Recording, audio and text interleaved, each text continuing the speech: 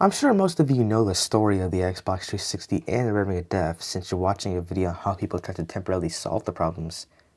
But there's always an exception, so... Basically, Microsoft wanted to get the 360 out to market as soon as possible, so they crammed the motherboard into a sleek casing and didn't test enough of them and ignored concerns from developers and engineers. Until the actual customer started seeing the problems for themselves. Was a red brick of death. Consoles hotter than a dragon's brain. It was a red. Oh my god! I swear to God, dude, this is the last time! This is pissing me off! Yeah, God, thanks. I hope you can I know it's been 6 weeks. Last time I've had enough with Xbox and internet and red death! Deep inside wants this corporate No! giant to fall. But at least now I know. So you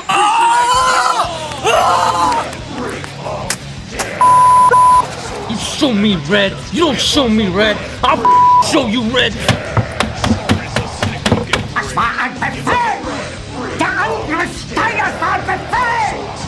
You corporate!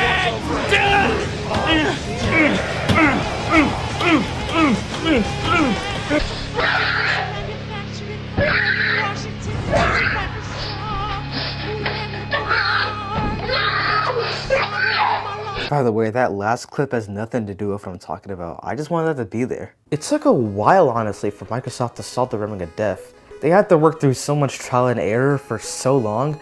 They eventually did fix it with GPU redesigns and just a full-on system redesign later.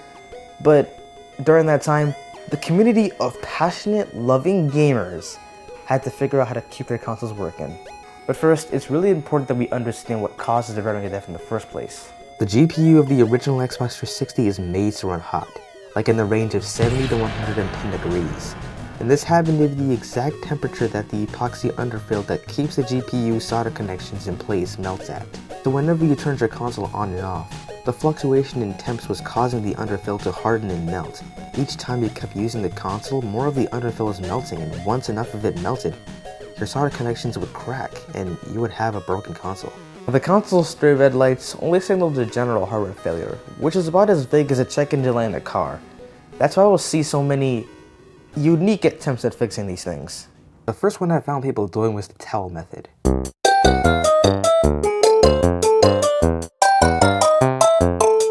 I'm sorry, did you say a towel? That's the Xbox community for you, combining the unhygienic with the already unhygienic. The idea behind doing this was to overheat the console on purpose. And by overheating the console, the solder connections that initially cracked would melt and go back to the way they were originally. It was honestly a gamble if this even worked for you, and not to mention the chance of a house fire.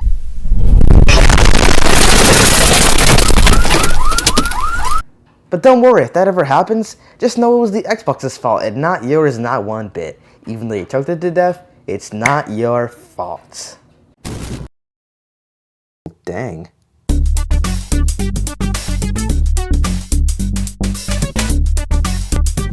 Now this is what I'm looking for. Weird and wacky ways people try to keep their Xboxes running for some more Viva Pinata time. Next, I'm gonna see somebody who used their own spit to cool their Xbox down. This is pretty similar to the towel trick and the reasoning behind it. You basically stick the Q-tips in the exhaust hole so the fans won't spin. Then you'd power on your system for about 15 minutes to let it overheat. The fat Xbox 360 error codes are as follows. 1 red light for general hardware failure, 2 red lights for overheating, 3 red lights for red brick of death. And 4 red lights for missing AV cables. So people basically did this until they saw those 2 red lights. Every YouTube video I've seen of someone doing this method ends in success, so I'd say it's a better solution than turning your console into a firecracker, but it's still temporary. But there's one method, one operation so common among early 360s that if you see one with this mod, run.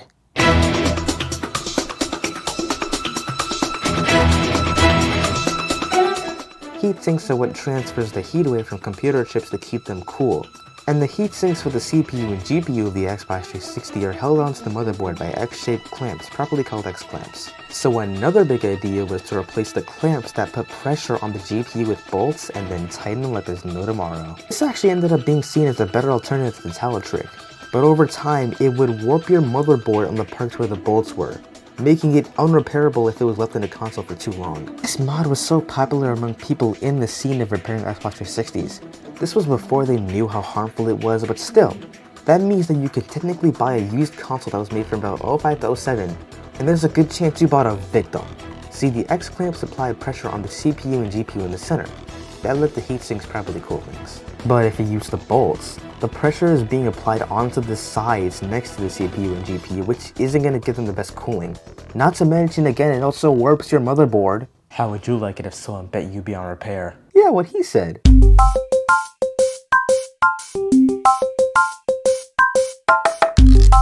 So the Xbox 360 uses lead-free solder, which melts at 425 degrees Celsius. The reason that the towel trick didn't work for a lot of people is because you're not gonna get your console to reach 425 degrees by wrapping it in towels, dude. So some people started using actual heat guns and blasting that same amount of heat on the GPU. Remember, the reason for the riveting of death wasn't due to the peak temperature, it happened when you turned the console off. So if you can get the connections to melt, the cracks will go away and you'll be able to use your 360 again. Until the cycle repeats, that is. Yeah, the same thing will just happen again. It'll just take longer than turning your console into a firecracker. This method honestly doesn't have any downsides, but it is risky. Since you're literally melting the solder, you have to keep the heat gun from touching the components. If they touch, they can easily slide off the board, and that's unrepairable. Some people even used ovens to do this process, which is incredibly risky. With a heat gun, you can easily avoid sensitive parts like capacitors. Those are the tall things on the motherboard that make sure your components are getting a stable flow of electricity. You can't exactly do that with it inside the oven unless you know how to solder. So overall, I'd say this method is actually super effective, though it's still not permanent. I also forgot to mention that this method generates some smoke, so yeah, discretion is advised.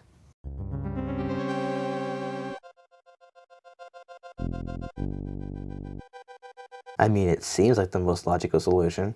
So the fans in the Xbox 360 were only running at 5 volts at max, when they can actually run at 12 volts of power. And by drawing power from the power supply, you can get it to run at 12 volts, and this should theoretically stop your console from failing.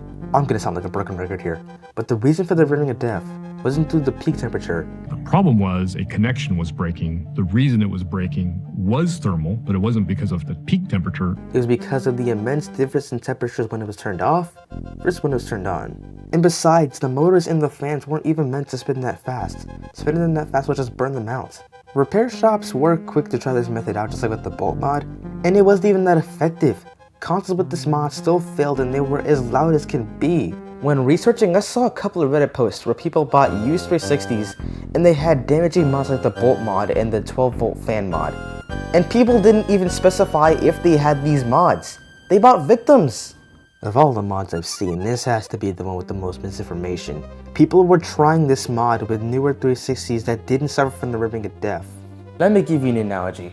Putting the 12 volt fan mod on an OG 360 with the crappy heatsinks is like, if you tried to give someone life-saving surgery but you only fix one of their failing organs. And putting this mod on a newer 360 that doesn't need it is like giving someone life-saving surgery that doesn't need it. It's pointless.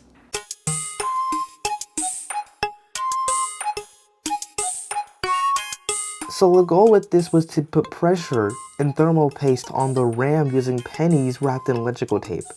When the problem was with the GPU and not the RAM. People genuinely believed in this and complimented with things like the towel trick, which didn't even work. In fact, if you applied too much pressure on the RAM, you could have cracked the solder balls. So far, I've only talked about ways that people tried to fix this console while it was still in its sleek casing. But what if we replace the casing with something a little bigger and something that happened to be made by Lee.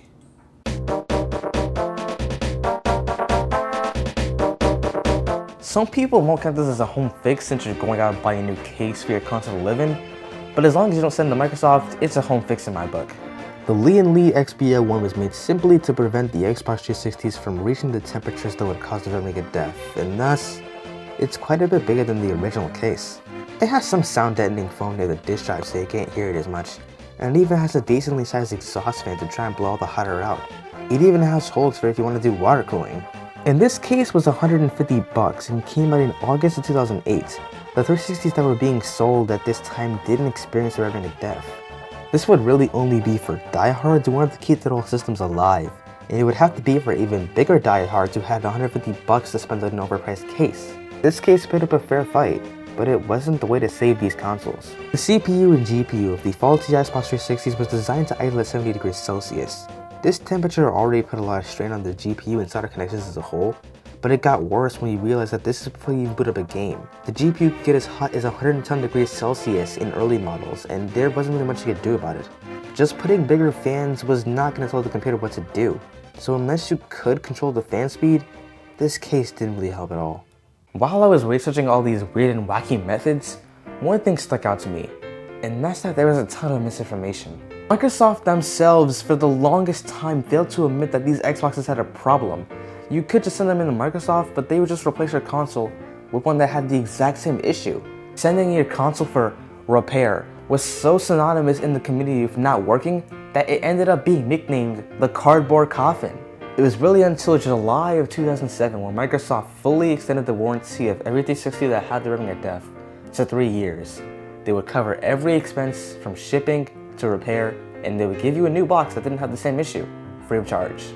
So I can see why so many people bet on these methods working, but at the same time, you gotta at least know if your console needs help. People were trying these mods out on 360s that were made long after the original problematic batch. The Xbox 360 Slim and E have a different design on the inside and outside, and people were still trying the 12-volt fan mod. And honestly, even if you had a bad unit, the mods that did work were always temporary. You were just delaying the inevitable. The solution to this problem would end up being to lower the temperature of the CPU and GPU. First, there was the original batch, referred to as the Xenon motherboards. These are the ones that had the GPU operating at summer weather, and the only way you can keep these alive is by getting an external fan to control the fan speed. That way, the GPU won't get hot enough to melt the epoxy underfill and die. You can also try reflowing the GPU, but again, that's only temporary. There's also the Zephyr motherboards. These are the exact same as the Xenons, they suffer the exact same fate. Only difference is that these have HDMI and they were in early 360 Elites. Basically anything made before like September of 07 should have these motherboards. Then we come to the Falcon and Jasper motherboards. These were the first signs of Microsoft attempting to fix the problem by lowering the amount of power the CPU and GPU request. So basically, they don't operate at summer weather anymore. The Falcon consoles first appeared in May 2007 and came with 175 watt power supplies, which is 28 watts lower than the 203 watts in the original Xenon and Zephyr motherboards. This would lower failure rates, but they weren't done yet. The Jasper motherboards came out September 2008. They have 150 watt power supplies and a better underfill that can withstand the temperatures. And these would prove to completely solve the problems by lowering the amount of power the CPU and GPU request again. There's also the Opus variants, which were never really sold in stores. These are basically just Falcons with no HDMI. The only way you could get one of these is if you sent in your faulty Xenon during the time of the manufacturing of the Falcons. Now, they probably didn't just put in HDMI because the console you sent in didn't have HDMI. There are more ways to tell them apart though. The stickers at the back of the Xenons and Zephyr state that it takes 16.5 amps. Stickers at the back of the Falcons say 14.2 amps, and Jasper stickers say 12.1 amps. So to summarize, the Xenon and Zephyr motherboards are ticking time bombs. The only way to keep these things alive is by constantly babying them. The Falcon motherboards are a huge step forward. I wouldn't fault you for buying one if you do want to get a Xbox 360, but the Jaspers are the ones you do want to get because they are the most reliable. It's kind of like a lottery ticket if you really think about it. If the seller doesn't specify what type of motherboard the console has, there's a good chance you bought a console on its last legs. Well, sir, the results are in, and I'm sorry to tell you this, but it's a Zephyr.